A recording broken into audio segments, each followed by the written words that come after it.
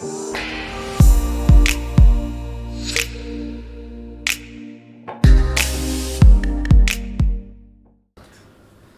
everyone. Today we are here with Tim Vieira from Brave Generations Academy. It's a really exciting podcast today. They're doing some incredible stuff globally and we're really excited for what their team is holding in for South African candidates. Tim, thank you for joining us today and I'm excited to hear more about BGA. Pleasure being here, man. Really good to be, back home in a way, and just enjoying too much biltong, too much cook sisters, too much everything. That means you're actually enjoying South Africa. Oh, I love it. So do you come here often? Are you yourself here a lot? Or? Yeah, I do come here often, and the reason I think we're doing more here is so that I can come more often. So, it's always selfish. So I want to kind of start the discussion off by going into just before BGA started. Yeah. We had a little discussion beforehand, and you were saying that kind of you were in the startup space, but then BGA just came in and started taking over, and this is now all you do. Can you maybe just take us through that journey of the creation of BGA, where it came from? Yeah, so you sometimes you're sort of blessed when you find something that's purposeful in your life, and I think that's what's happened with Brave Generation Academy. As a family, we used to love traveling, so we were always traveling, and it was always a problem because you take the kids out of school, the school complains, there isn't a way to keep them, up to speed because, traditional school is everybody goes at the same speed. Yeah. So that's what we did. In 2019, we did another trip, and in that trip, we decided to catch a Trans-Siberia, go through Russia, Mongolia, China, and then, Vietnam's, Malaysia's, Singapore's, Thailand's, then, it's like a whole thing, Australia, Canada, New Zealand, back here, and then back to Portugal. It's quite a world trip. No, it was around the world, and we used to do that like our aim was every 3 years, like do something big with the kids, so myself, Lydia, my wife, then the 3 kids, and sometimes we even took a friend of mine with it, actually went to primary school. He was with me during primary school and into high school, and he's with us now at Brave Generation Academy, and we do these trips. And then we got back, it was almost end of 2019, they were starting to, the COVID was starting to come about. I remember picking up my kids the one time, asking them, how's it going? And they said, same. And I said, but what are you learning? What do you do? The same, like what you did, like we're doing the same stuff. Yeah. And I thought to myself, that doesn't make sense, so that's where I'd been wanting to do something in education, but you don't know what. Everyone knows it needs to change and it needs to become more adaptable and more flexible, more personalized, more relevant for today's world. But we don't know how do we do that. So I decided to take my 2 boys out of school. We decided to leave my daughter there just in case we messed up the boys. Don't want to mess up my daughter. We took out the boys. It wasn't easy. The one was super happy to leave because he was always very academic, just wanted to get things done, and maybe school was a handbrake. And the other son, my oldest, Alex, he actually liked school. School was okay for him. So I made a deal with him. I said, well, I'll try for 2 months, and then afterwards, if you still want to come back to school, go back to school. But Titus, he was self-driven, no problem at all. We started going, we actually didn't have a curriculum, so we started with massive online open courses, these MOOCs. I've got a young guy who just finished university to be their, we called coach, and that's how it all started. It started there. 2 months later, my son was actually quite happy because he got to start doing a lot more surfing, a lot more practice at the gym, etc. He's big into music and rugby, so he got to do more of that, and he was still learning stuff.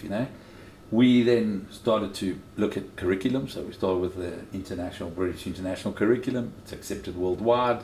It's actually quite flexible because we could get up to 3 exam sessions a year, so I thought, if we're traveling, they can do 1 year, then 1 there, etc. And that's how it got going.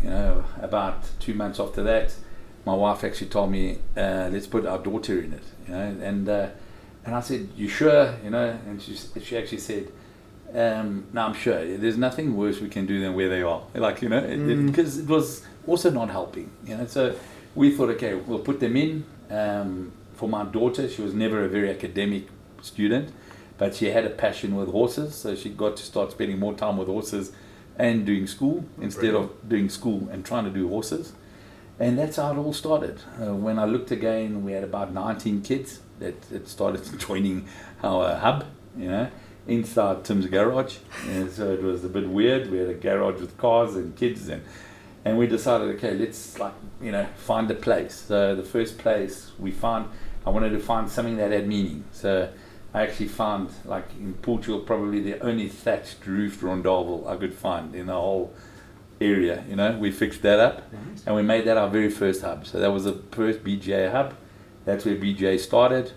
And from there, we've now at 61 hubs in 9 countries. Wow. So from one little hub. And we've I can honestly say we've grown because we focused on the learners. It's easy to say but difficult to do. But we've actually just done that. We've kept it simple. We've focused on them. We give them that flexibility. It's personalized ways of doing the curriculum. And they actually find it quite relevant, and they're growing with responsibility, accountability. And if you're 12 years old and up, BJ is an option. So that's how the whole thing started. And it's just kept growing. It's been amazing to see. We've just brought more people that have this common view of and vision of where they want to go with education and what they want to do. And today we partnering up, and even with us, and finding synergies where we can make more impact. That should be interesting, and I like how you mentioned that the British curriculum is so flexible, that you have those 3 opportunities per year. But that's the Pearson side, correct? Yeah. What curriculums do BGA kind of offer their learners if someone does get involved with one of your hubs? Yeah, so in the British international curriculum, we're about 80% Pearson, and we've got about 20% Cambridge. Okay. Languages, Cambridge is still, got more languages. So we've got to be able to supply what the public need. Yeah. So, we work with that. With Pearson's, it's also very interesting because Pearson's, in a way, we're working with them to offer BTECs, so that will be something new. Also with Pearson's, we managed to work with them on getting exam papers at no fees. And, in South Africa, £90 is £90. Yeah. It's a lot of money. And then obviously there's whole flexibility as well, because we sometimes have learners that travel and they might not be at an exam center. So how can they do it digitally? How can they get an exam written in somewhere that they're not able to write an exam? We had exams now written together with Pearson's on BGA platforms and learners in Gaza. Yes, so that's incredible. We had them do the same for us in Kakuma refugee camp. So, we've got to find these solutions and find partners that are wanting to find solutions. Mm-hmm. So that's one of the things we've done. We also offer the US core curriculum. So we offer it, US core curriculum, it's different. It's a little bit more project based. It's more electives. So you can do 3-6-month electives. You can use interests that you have and use those to get the credits you need to move along in your education. We now will have associate degrees that you can do with us. So it will be the first school doing that, together with Madison College in Wisconsin. So we've got to keep finding solutions, to things. Our UP program, the unique pathways. You can actually start university with us through Bolton University of Greater Manchester. You can do business, computer science, education, or psychology. Again, there are learners that sort of know they want to be doing business.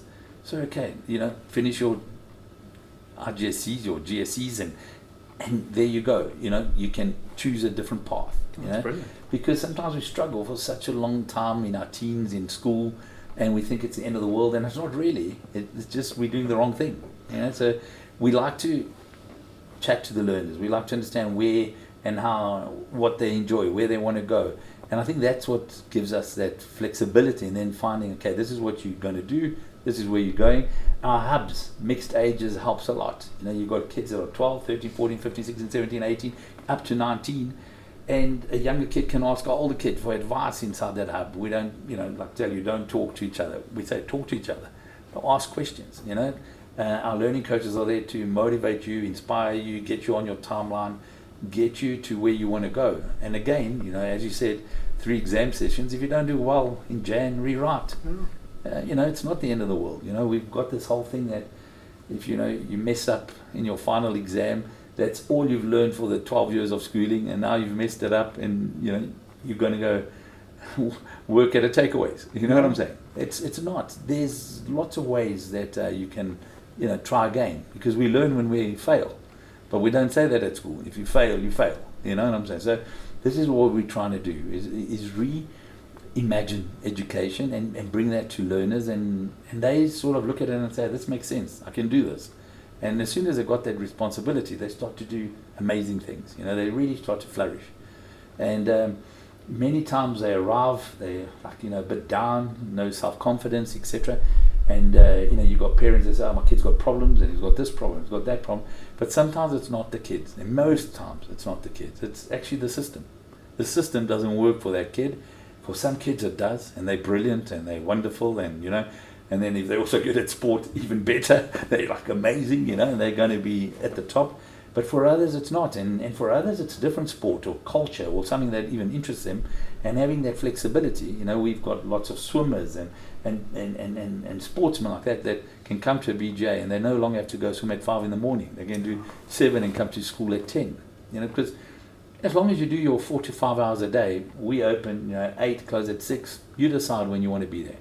We've taken away holidays, so we open during holidays. So if you don't want to go on holidays and you want to do more work. But if you want to go to holidays when normal schools are open, you can do that as well. So your timeline runs, And then in today's world, we've got technology. So your parents can see what you're doing, we can see what you're doing, and you yourself can see what you're doing. So if you're falling behind. I've got to do a bit more work. I've got to do this, because we don't give you the homework. But you can see your timeline, if you're green or red. If you're red, you've got to do some more work. Or you've got to set your timeline back a bit, because whatever, maybe something's happened in your life. It's okay, things happen in our lives, We get sometimes kids that have had an amazing opportunity. Why not? It is okay to say yes and go and have an amazing experience. We get others that have a sad story, People lose people. Yeah. And it happens even at any age.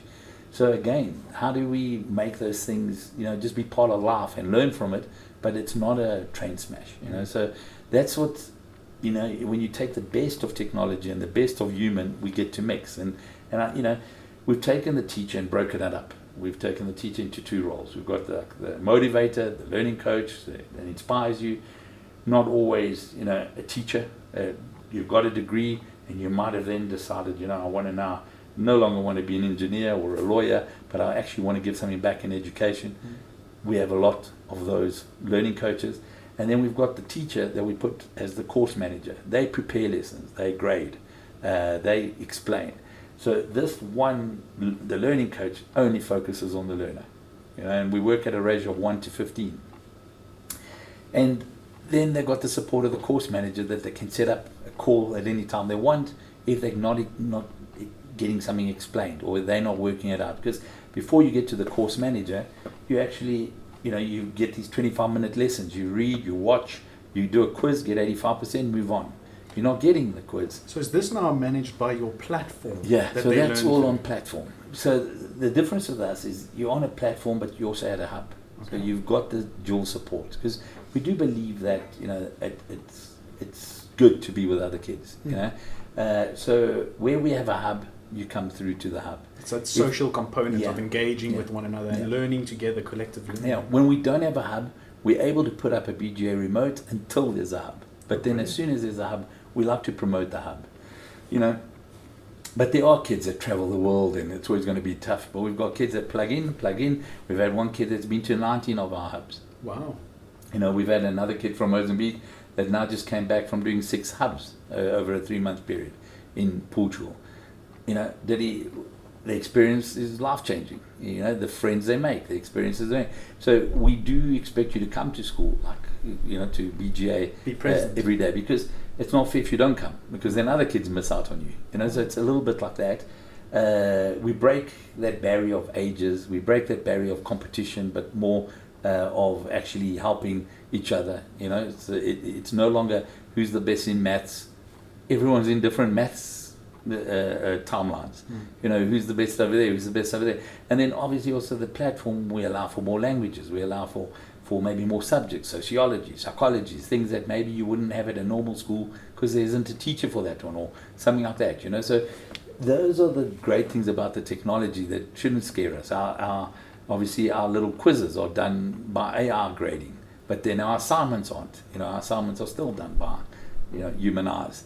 So you've got to start accepting these things, working these things, and making these things a benefit to learners. So to me it sounds amazing, but I must be fair, we are both in this space. So I think what we've realized is a lot of parents struggle with all this flexibility. It's daunting, when they look at sitting down with one of your coaches and saying, what's going to work for my child.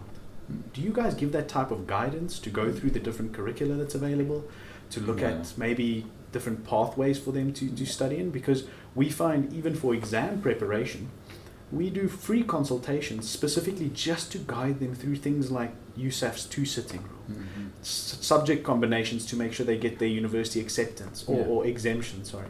Do you guys offer that type of consultation with the parents? And how does that work? Yeah, so, I think when the name Brave Generation Academy came about, it was actually for the parents, okay? Because we needed them to be brave. Oh, brilliant. If you look at it and you think about it, like, your grandparents did the same school I did. Your parents definitely did, and we did, and we were probably sending our kids on the same path. If I had changed my path on my kids, I would have done the exact same. So, it is a big decision. What we're starting to find is that a lot of parents are starting to understand that it's not working. Traditional school, the way it's all done, it's not working for every kid. It works for a lot of kids, it doesn't work for other kids. So parents want their kids to be happy. They see them, especially in the teenage years, sometimes losing the sparkle in their eye, starting to stress, anxiety, all these things. And you can't fix it all by medicine. You've got to actually go find the root cause and fix the cause. And that's, fixing the educational system. So when they come in, and we make it very easy. You can come in for an open day, work at our hub, do a whole week if you want. Not no risk. You don't pay for that. You try it out. Okay. The risk is actually not doing it, because when a learner does it, and all of a sudden, they think, this I can do. Look at this. I just did this 25-minute lesson and I got grades, and I actually learned stuff I never even thought of. And it was easy. Yeah. They start to get enthusiastic, and obviously they get enthusiastic. A parent gets hopeful and say, well, maybe this is the way to go. So, nowadays, it's over 1,600 kids that we have. So it started to work more and more. We actually had in Pearson's, we had the best student in the world for 3 subjects, best in Europe for 4 subjects. Wow. So, it's working. The system's there. We had A-levels, 24 writing A-level English, 21 got A stars. Wow. That's super high. Yeah. But that's not like what we're trying to focus, and we don't focus on that even in our social media, because again, we attract 3 types of different kids, and this is what parents start to understand. We attract that kid that's very academic, that's going to do super well, will do his RGCs and his A-levels in less than a 24-month period, and might finish in 14 months. Okay. We attract that other one that's a bit slower and actually wants to go slower, but is trying to get a better grade, and going slower, can do that. Okay, and then we get those that don't really want to be at school, or want to be at school, but they've got another passion. They've got the sport, or something that they do, music or something like that, and for them they need this just to get it done. But again, they're doing the other thing and school. All right. So our system allows for that. So once a parent understands, okay, my kid's this or my kid's that, and then the kid bites into it, that's what we need. We don't need to have the parent enthusiastic about it. Since the beginning, I've always focused on the learner, and in the beginning I wouldn't see parents. And parents actually, I remember in social media complaining and arrogant, I got called and all that, and I just told my wife, don't look at it. Don't look at the social media. Because every parent wanted to talk to me, and every parent had an idea of what school should be, and actually it always came back to a school. And I thought there's so many of those schools. So I'd spend time with the professionals, and the professionals are the learners. So I would only spend time with them, listen to them, and say, okay, so that we can do. We can use technology to do that for you. If I had something that does this, it would help. Okay, we can do that. Nowadays, since the learners are happy, the parents are happy. So we sort of sorted out the parents by sorting out the learners. And most times we try to sort out parents. So We do give the parents that, they come through an admissions process, they go through everything. We explain to them what the curriculums are. We do placement tests so we understand where the learner is. And then we tell them the options they've got. Okay. And in some countries, we have to be very honest with them. We have to say, like in Portugal at the moment, we're now in Parliament to try and resolve this. But if you do an online international curriculum, you can't study in a Portuguese university. So we've got Portuguese students that are going all over the world, Regent, Imperial, Stanford, Berkeley, Embry-Riddle, no problem at all. But they can't get into a Portuguese university, and although their grades, and if you did your BGA, you could go into a Portuguese university. Has it been historically the way they've done it? Yeah, it's a law that was 19 years ago when there was no international curriculum online. So, that's the other thing is, that education should be ahead of society, but it's not. It's like lagging behind and falling behind. So we have to be very honest with the parents. We have to tell them, sorry, if they come to our school, they're not going to be able to study here. Some of them say, well, don't mind. Some of them are, So there we're actually resolving it because we'll have the Portuguese curriculum from September. Oh, brilliant. So they'll be able to do the Portuguese, and the Portuguese you can do that. You can go into a Portuguese university. So it's little things like that we've always got to look at and see how we overcome it. We met because we needed solutions for our learners to start writing exams. That's it. So again, we have to find those solutions. We have to work with people that are like-minded, get these solutions, because in the end, that's what we need to let learners follow their paths. So we tell the parents, they go through it, but in the end, it's really the learner that signs the contract with us. So they actually sign a contract, the learner. Probably their first contract many times that they sign, saying, yes, I want to be at BJ. Because you have to want to be at BJ. Not your parents, but you've got to want to be. In the beginning, we used to even have an hour and a half teaching you how to use the platform. And that stopped. Because a learner gets on it, and in 5 minutes they know.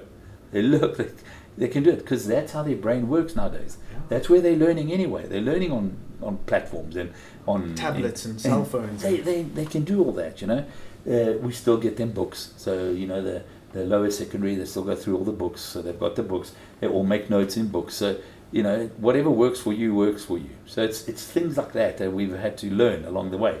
Our hubs have changed, In the beginning, our hubs looked beautiful, but there was something missing because kids would sometimes start dating, and then they would break up.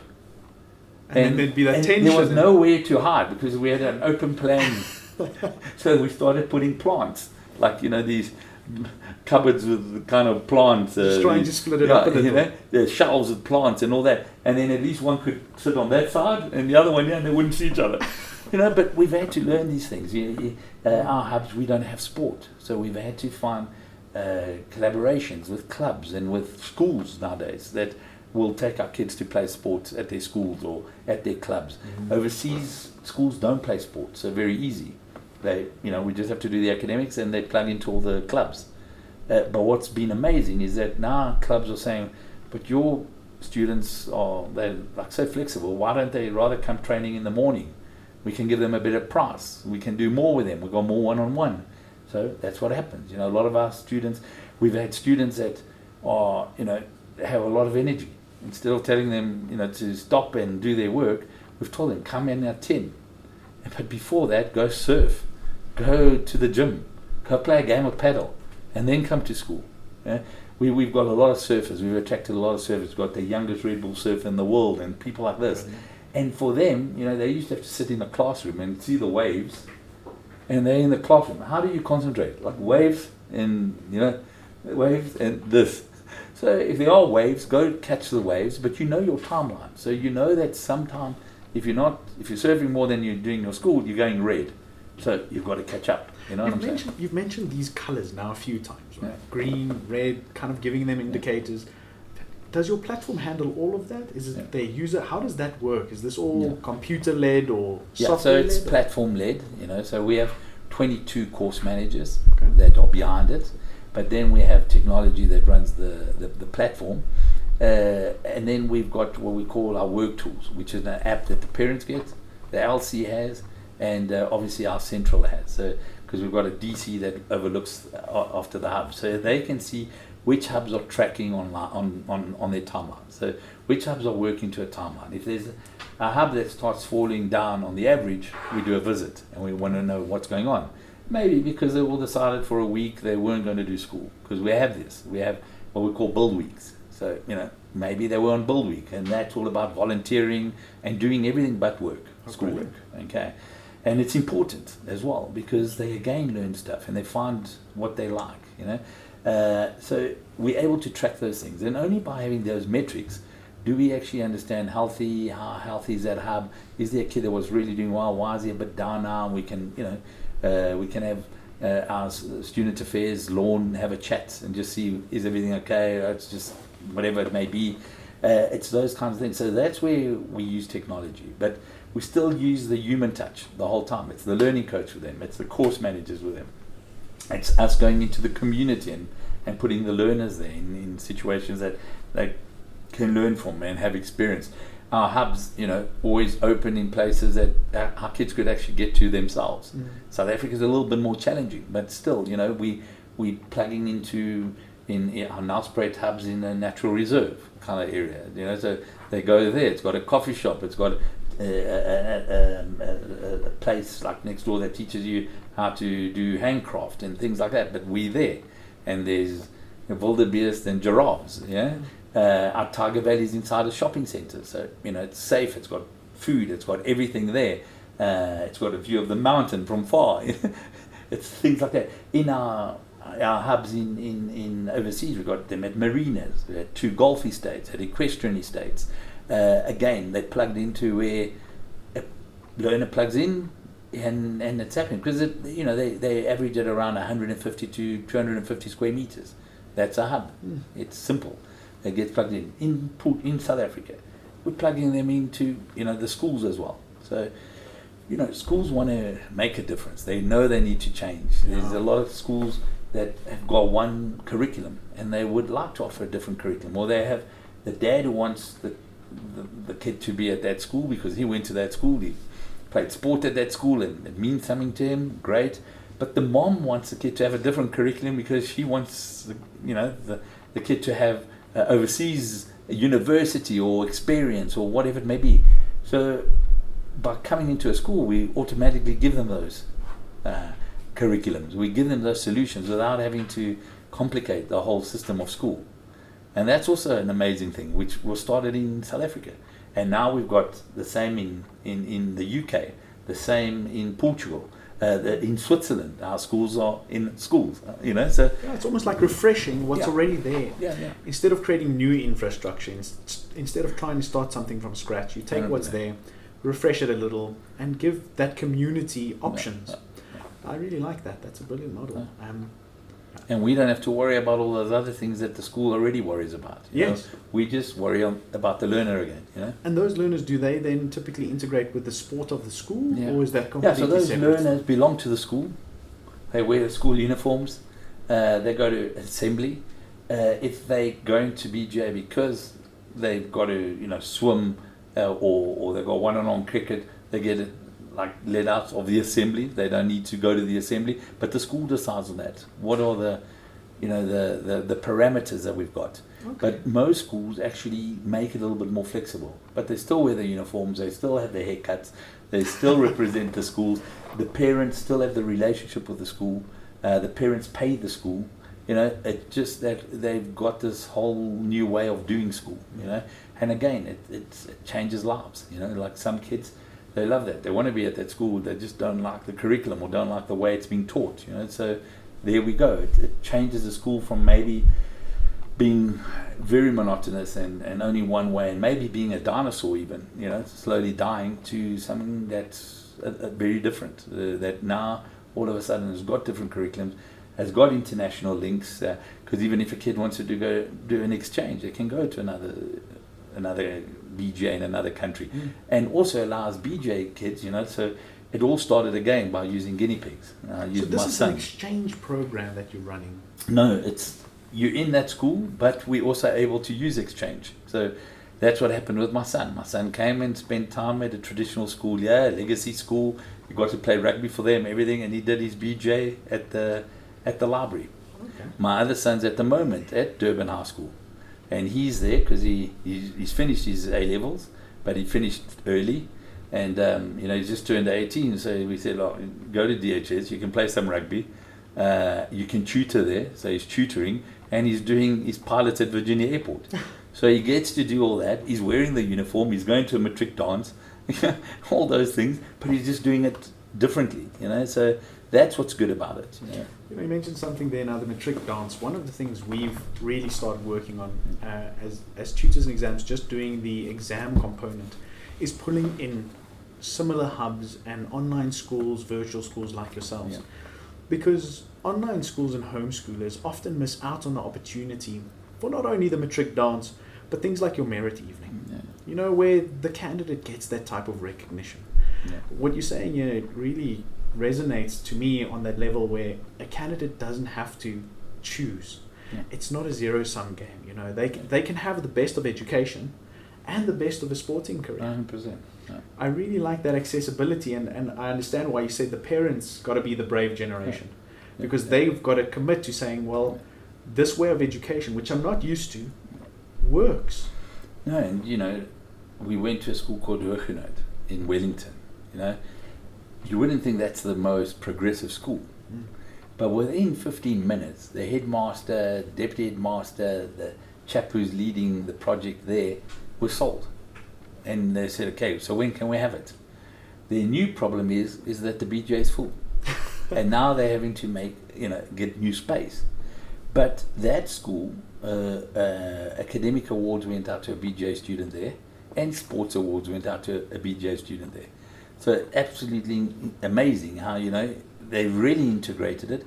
They've brought kids that have come now to live in their dorm from farms that were doing homeschooling. But because of the system and because the curriculum they wanted, they've come to the school. So it is a win-win. There's lots of win-win.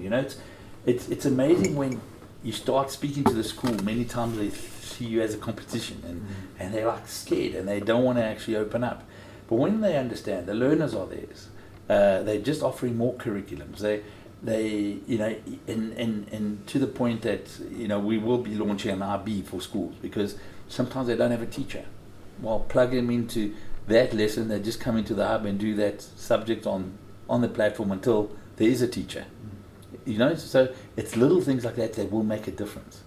And the ones that are opening up their minds, are really seeing the benefits already coming through, and the schools close by to them are opening up. Like we now got another school that's opening up next to DHS, Westville. So it's you look at that and you say, okay, great, they are open to it. It's just being brave and taking those steps, because it's been comfortable for a long time. But the world was comfortable for a long time. But if you look at it today, switch on the news, it's uncomfortable. It's changed, yeah. It's changed. You know what I'm saying? Parents tell me, it's like a normal thing. They always say, tell Tim what you want to be when you're big. And the poor kid's like thinking,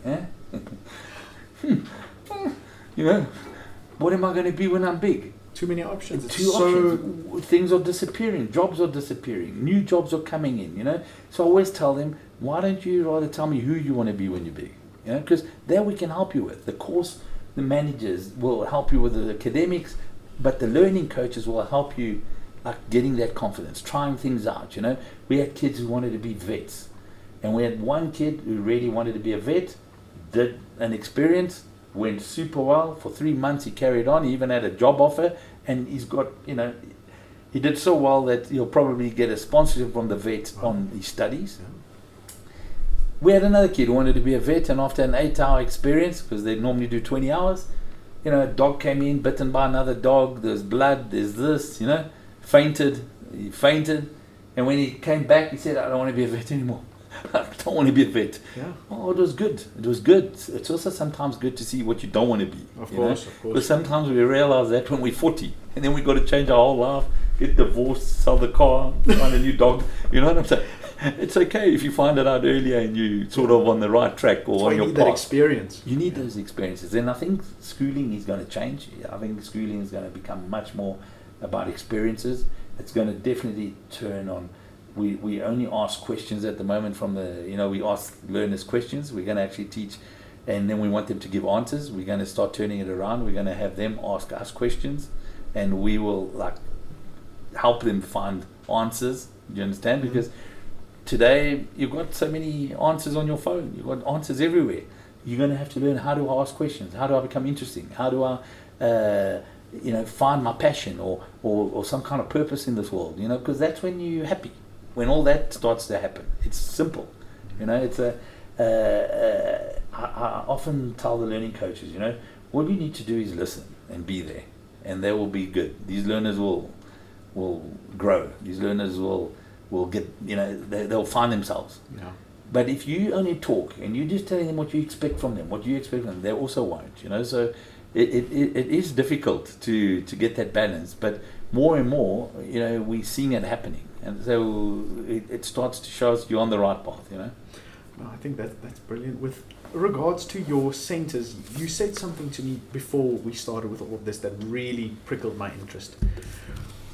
The world is changing, and we're seeing some dire straits in some countries. I know you guys did really innovative work in some of these war-struck countries with regards to making sure that the children don't suffer, that their education can still go on. I'd love for you to share a bit about that, because I think a lot of people will find that very interesting. And I think that's really where you made a massive impact, where for families it must have been extremely dire. A lot of these things are on the good side of education, the positive side of education. But there is definitely a side of education where it's very difficult. Difficult for candidates to get access, difficult for parents to find out about opportunities and routes for their candidates to take. So maybe it would be great if you could share a little bit about that. It is a tough world out there. Not everyone's at the same starting blocks, without a doubt. And we have a world where today, things are okay and tomorrow they're not. And there were kids in Gaza that were in an international school. They were working towards finishing GCSEs and A-levels. And all of a sudden, war breaks out. They've got no teachers. They've got no school.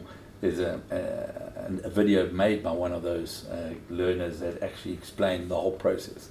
So we got contacted by Pearson's saying, listen, is there anything you can do for them? So we made our platform available for them.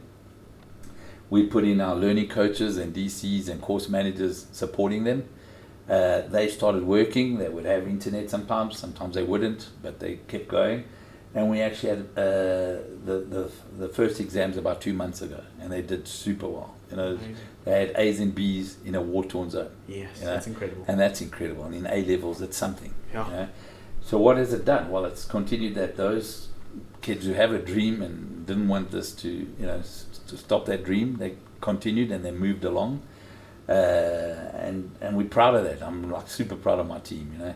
Set it up by a lady called Marcella, and we call it Brave Future. All these kinds of actions we do. We also went into Kakuma refugee camp. It's the biggest refugee camp in Kenya, in the northeast, and there's about 260,000 people there. And we raised some funds. We set up a little shack, really. Put on solar panels, got a Starlink, put in laptops, battery. And we got the first kids coming through. They would get a meal a day. It's moved on to 2 meals a day. It started with up to 30 kids. It will now go up to 132 kids. And we've had amazing stories there. We've had kids who've written done RGCs for maths in 5.5 weeks. A little kid from Sudan. And that blows you away. You think, geez, man, what would have happened if we didn't find this kid? We've taken one kid there and we've given him a scholarship, really big potential this kid's got. And we've put him into our Kilifi hub in Kenya. So those are the things that we're able to do. It does change lives, and you see it happen. And it's like, wow. And it's not just you can execute and make it happen. We've got a lot of kids. If you look at our total number of kids, about 35% get some kind of scholarship, from full to half, but some kind of scholarship, because again, you see, that we're not all at the same starting block. And what we've used is our system to be a kind of a profit for purpose. So as long as our hub is sustainable, we're able to give more scholarships. So we work a lot in that. We look at, if we've got enough kids paying, where can we give some more scholarships? Brilliant.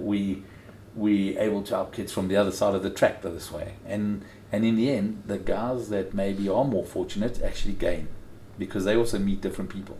They also see a different world. They sometimes find, learners that have more of a hustle, and they've got more contacts, and they do amazing things together. We get a lot of entrepreneurs in in our hubs. Kids that just become entrepreneurial a lot, and I think our system makes that happen. You know, I think a lot of our learning coaches as well, they also push that to happen. They know that being entrepreneurs is a way to survive and get what you want in life. You know, so it's been good. So those are systems that, you know, we're able to do with the platforms we've got. And in today's world, we never know where it's going to be needed again or what's happening, etc. We also have parents that change their lifestyles. You know, we get parents that become nomads. We get parents that get divorced, and we have kids that are in one hub for a week and in another hub for a week because they live 3 hours away. So they do, you know, 2 different hubs, and that's also fine. So it's all these kinds of things that we're able to do nowadays. We don't have to just talk about it or think about it, but it actually happens. You know, so yeah, it's probably one of the things I'm most proud of. You know, and we've been able to do that without waiting for help. You know?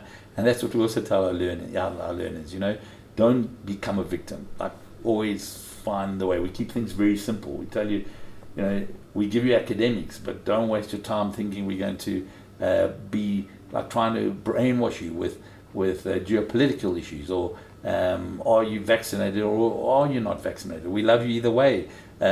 Your religion, we'll respect whatever it is. We'll respect whatever you are, you know. But we don't promote everything. We don't break everyone up. We use a lot more uniting at our hubs. You know? Everyone's got their own way of being, and we can accept that, you know. But we don't need to keep highlighting everything and flying lots of flags. And so if you go to our hubs, you'll see it's like a super comfortable place, and everyone's just relaxed. You know, you can bring your dogs to our hub. You know, so they write which dog is coming, and if 2 dogs get along, they both can come. If they don't, one comes. You know, but it's our kids clean the hub. You know, we only get a deep clean once a week, but they clean the hubs. They've got responsibilities, and these little things. Some of these kids have never made their own bed. You know, it all adds up, and what I can hear is you guys really work on breaking down barriers to education. Yeah. I love that you're incorporating Starlink with the connectivity, because in these countries, as you know, the technology is available, but they struggle to get access. Yeah. So combining hardware with software and these models give those communities access to platforms, educators, and content that they never would have. Yeah. So I think I love that you're using Starlink. I think it's making such big breakthroughs in Africa as a continent, and opening those educational pathways. That's what gives those communities access to education. Yeah. No, a big thing, you know, you say in Africa, we got Starlink in Portugal. We got areas that are in the interior that don't have great internet. I know that. And if you look at this country, you know, in South Africa, again, you know, it's difficult to go build a school in the middle of nowhere. But it's okay to set up a hub in the middle of nowhere that attracts 20 kids. It gives 20 kids the same education they'll get in London, they'll get it here. Yeah, they'll say the same quality of teacher. 100%. You know, and that's what's amazing, because all of a sudden you're not losing those talents anymore. You know, and all of a sudden those talents can give back to those areas, because as well, people are changing. People are wanting to go live in more interior, more remote places, but then, you know, how do you go there if you can't help your kid? You know, so it's, but these are the you know, situations that we also are able to overcome. So when we find a hub, it's normally parents that contact us and say, look, we need a hub here. And we say, okay, well, get us 8 kids, like a family, get us enough families that there's 8 kids, and we'll look at the hub. And that's how it always starts. You know, it always starts by already a few families wanting us there. And that's a great way to start, you know, and then we set it up, it starts there, and when you look again, there's 10, 12, 11, you know, and it moves along. Yeah. So what's the ideal, if a parent's watching maybe, and thinking this is interesting, you know, what's your ideal person that should maybe reach out to say, I'm interested? What can you maybe say would be that qualifying factor that you say, this is definitely the exact person we're looking for to join Brave Generations Academy? No, it's really someone who's looking at you know, a change. Okay, that's whatever they're doing isn't working 100%. Their kids are not 100% happy, etc. You know, that's normally where it starts. Okay, other people, it's because they see the opportunity they can have by getting a different kind of education this way. You know, if you look at universities, they love the story. They love the story our kids have. We've got scholarships to universities just because they had BGA. because we've had report backs from kids that have been at BGA, and now they're at a university, and the university contacts saying, this kid's like incredible, he does his work, it's really doing well, we'd like to talk to you more. We do trips to Switzerland to take kids paid by the university because they want us there, That's brilliant. So there's a lot happening. There's really a lot happening. For us, it's always, okay, if we need it there, we'll look to come there. But obviously, we've got to see how we're sustainable, because our fees aren't that high. It's not, it's not a typical, let's say, private school or international school. So we try to keep it low and have a pyramid that's quite flat, so we can get a lot of kids coming in, because we really do believe that there should be good education available to as many people as possible. So we want to keep it that way. It would be a lot easier, and it would be a lot easier if we just had higher fees and stuff like that, but it wouldn't be correct. So myself and my wife and my kids, because I asked them, it was also we decided, no, this has got to be like a legacy project. It's not about, it's not focused. We don't have investors, we don't have any of that, so we don't have to answer to a board, so we're able to come up with scholarships quickly, we're able to open hubs quickly, so again, it's all these kinds of things. But if someone's interested, and obviously it's contacting us, and then we do what we'll do, like a site visit, or if not even a site visit, just we'll start by saying, just bring on those parents. We'll do a talk to all the parents, explain to them everything, and then if it's ready to happen, we get our ops team to come through, find a place. Sometimes parents help us find a place. Most times we'll just find a place because we already know what to look for. It's simple. We don't have to build anything. So much is there. We just got to then do our bit, which is put the kids in there and give them these parts. But it's simple. And it's difficult to keep it simple, because you always get told, if you do this? What if you do that? No, it's like, really keep it simple. Again, we have so many opportunities in our space. You really need to find those areas to say no to. Yeah. Which ones are effective, and I completely agree with you. Keeping it simple makes it easy for the parent to understand. I keep going back to that, but a lot of parents aren't in the education space, and this is daunting for them. And I love that you have such a strong focus on the kids, because they lead you to what works best for them. And we've made education scary. Like, we've made it complicated. It's like this and it's like that. If you don't achieve this, you'll never have a future. It's not, it's not true. There's so many ways to get educated. The Bella Bill and all of these things, it all gets people all worked up, and they go, maybe I should just send my kid to a normal school because it's what I know. And I agree. I like what you said. It's the parents that must be brave. No, it is. It really Take is. that next generational step. I know we're getting closer to the end, so I really want to find out what kind of is in the timeline or the pipeline for BGA in the next few years. Is there anything exciting that's coming up, anything that we should keep an eye out for? Or are you guys just in a happy medium, you just want to keep on opening hubs? What's your next year to 3 years kind of look like for BGA? No, I think, like we've got some markets where we see our growth is really happening. We see the UK now starting to grow, Our hubs in the US, we've got an LA hub opening now, we've got Florida, so that's looking interesting as well. But Africa, and especially South Africa, we've got a lot to do. I think we've got a lot to partner with. We've got a lot of schools that I think once they understand what we do and don't see the threat, will, really be very welcoming and want it.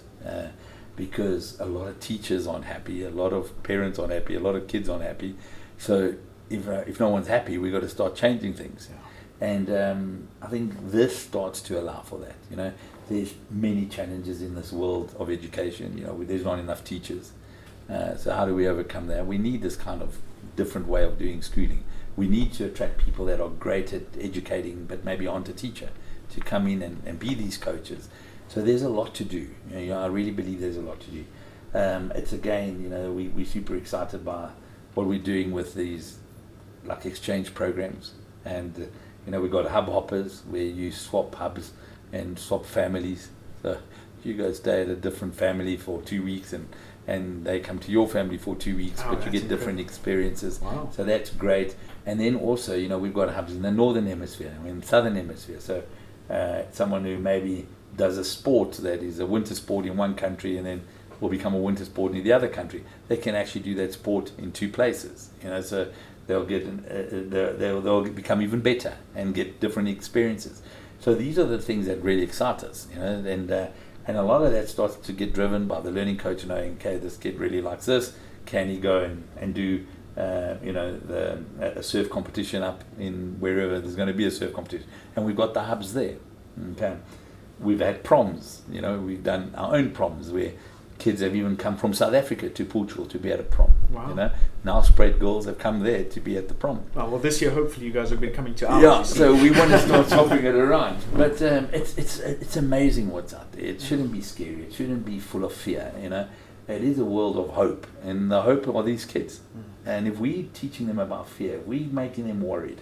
How are they ever going to be brave? So what's exciting about us is, yes, we can show values, we can show ethics, we can show that things can be done. We don't like to accept no. So when it's a challenge, it's actually welcomed because we become better. Because if everything was easy, we'd have probably stopped at opening a school. And that would have been it. But because we've actually, had challenges, we've adapted and we've come up with new ideas and new ways of overcoming it. And that's exciting. That's really, really exciting. And the other thing, you mentioned the fear that parents go through. Yeah, there is no utopia in education or in anything else. There's problems in every country, every single country. People love the Scandinavian models. We've been asked to open in Norway, because there are parents that want a different model. So again, there is no utopias. There's problems everywhere. When we go to the US, we listen to their problems. When obviously in Europe, there's problems. Yeah, there's problems. It is what it is. But they all need to be seen as challenges. How do we overcome them? How do we show our kids it can be overcome?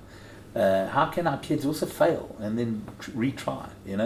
I remember when we started, we had about close to 20% wouldn't adapt to our system, and it's dropped to about 7% now. Because we started to see where and how and we understood that the little 12 and 13 years old was our biggest risk, because they were used to being told, this is how what you do, this is when you do it, put up your hand, don't go now, don't talk to your friend. So they wanted that in a way until they start to mature and see they don't need that. But the real world, you don't need that. You don't actually want it. So why do we do it for so long? And in some places it goes all the way up until you finish school. You've been told what to do, and you get that expectation there is only one way. Now the one thing that these candidates can't really get away from is exams. That's our forte now, except for the mock exams that we host, that we can help them with those mark tests that go to the UK, and we give them that type of feedback. How do you guys prepare the candidates before they get there, before maybe even if they had to come to us for mock exams to see if they're exam ready? What would you typically do with those candidates to see if they're ready for IGs, if they're ready for their AS or A levels? What so you're not everywhere. Correct. It's a pity, because if you we're getting there, we're building. Easier, But so we run internal mock exams. So we run mocks. It actually starts with our quizzes. So it goes through quizzes, and it gets to a point where we call it assignments. That's a little bit more in depth, and then you get into your 50% mock that you write, and then obviously you get into your exams. For us, because we've got hubs in so many places, we try to do partnerships. That's how we've come across each other. So we try to do this part, and we also excited because we start seeing you doing more. Today we walk in here. First thing we saw was an art studio. That's it. Yes. So that's great, because we don't want to build art studios. We want kids to go and do their chosen arts. Where can they go? Where can they get the best instruction? Great, that's where they're going to go. We can do the other stuff. So, that's why we say keep it simple. For us, that's how we keep it simple. We can't become everything. We've got to work on the 80-20 rule. Of course. Okay, so we need partners. And that's why we're working with the schools, we're working, with tutors and exams, all these kinds of things to make it happen. Right. So we've got our processes on that, but it's always getting better. It's always, improving. And then also we've got curriculum that I'm sure you've seen. Some kids that come here to write an exam, it's the biggest scare in their lives. Yeah. And maybe this isn't the right thing for them. So we also find alternatives on that. So it is a bit of fine tuning, but it's actually a lot simpler. It sounds difficult for parents to understand all this, but it's not. It's step by step, you know. And the great thing about our school is you can start at any time of the year. So if you're really worried about it, if you're really worried about it, start during holidays, school holidays, and see if it works for you. And if it doesn't, just go back to school. Do you understand what I'm saying? Those are the kinds of things that are possible. Give it a try. You know, the biggest risk I always say is not doing something. Yes.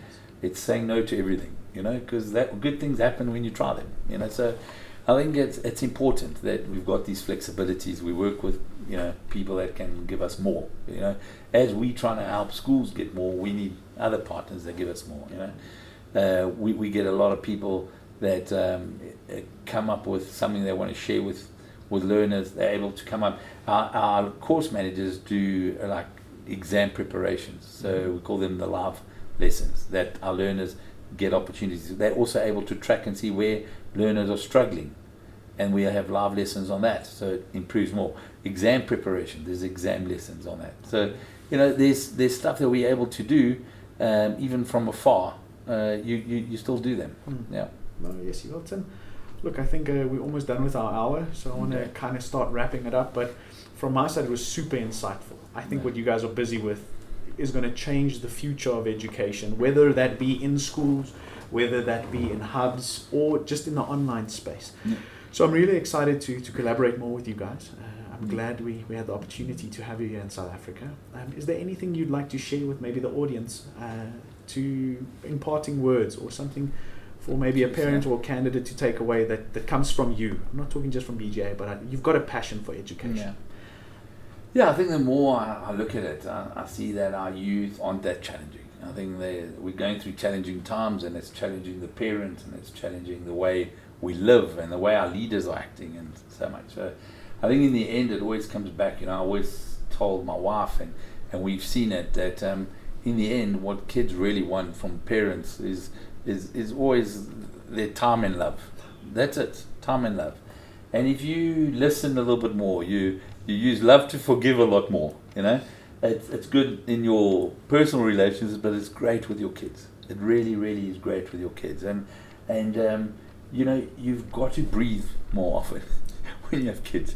You've got to think a little bit before responding. And don't keep telling them, you know, when I was young. Because that's like the worst. Because they always tell me, my dad always says this to me. You know, and even I struggle with it, you know what I'm saying? But in the end, you know, nowadays the world has changed. You do become friends with your kids. You know, I remember the olden days, your dad he's not your friend, your teacher's not your friend. You know what? Our learning coaches are their friends. Our learning coaches care. If you love someone, you care, you know, so you want the best for them. It's the same thing with the parents. So you do become friends, you know, and I think that's the way we're going to make it a better world. If we have fear, we don't love people, we don't give them time, we don't listen, it's going to be a scary world. It's going to be that world we all fear, you know. But if we're a little bit braver, a little bit more love, a little bit more time, you know, all that, I think we've got an incredible world. You know, we don't all have to fly to Mars to live. I think we'll have an okay place out here, you know. And it's not easy. Even Elon Musk himself says, you know, it's easier to land a man on Mars than change the schooling system. So, you know, maybe he's right, but we've got to try. You know, we don't all want to go to Mars, I'm sure. Okay. So yeah, to all the parents out there, you heard it, that your kids aren't challenging. You must just be brave, love them, and forgive them. I love it. So now, Tim, again, thank you for joining us today. This was really fun. I look forward to talking to you a bit more about some new developments this year, and we look forward to having you again. It's nice to have you in South Africa. Maybe next time we'll take this film crew and everyone to the bush. Yeah. We'll do something in the bush. Good. That'll be really nice. Yeah. And thank you again. Thank you very much. Okay, guys. Bye, everyone. Bye.